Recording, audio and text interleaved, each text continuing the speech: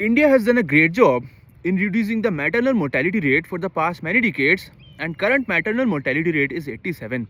It means that the number of deaths of women while giving birth to the child or after giving birth per 1 lakh population of women in country.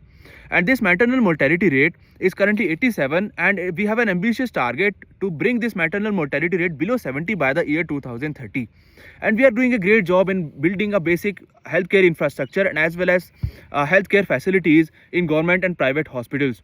But at the same time, if I highlight one particular state, that is Madhya Pradesh, which is the worst performing state, one of the worst performing state in this factor, and its current maternal mortality rate is 159.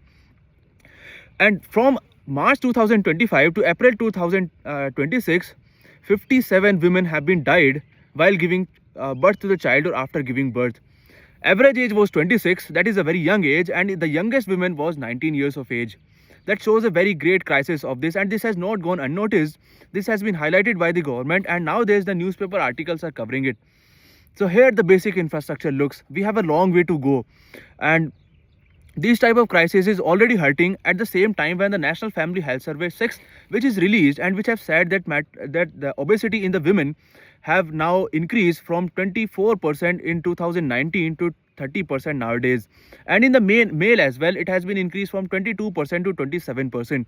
That is a very serious crisis. On the other hand, we see there is a growth stunting in the child. In fact, anemia is also a very big factor of maternal mortality rate, because more than 45% of women and more even more in the rural India are struggling with anemia. Nowadays, the female labor workforce participation has been increased, especially in the farming sector, because in this era of migration, when the male are migrating in search of work from one place to another, one state to another, the female at their houses are handling the household or agricultural tasks. And as per the survey, female have contributed in 50% of the crop production in India in the last year. So to highlight such type of issues is very important, and it is related to their health, their welfare, and we need to highlight this. Thank you.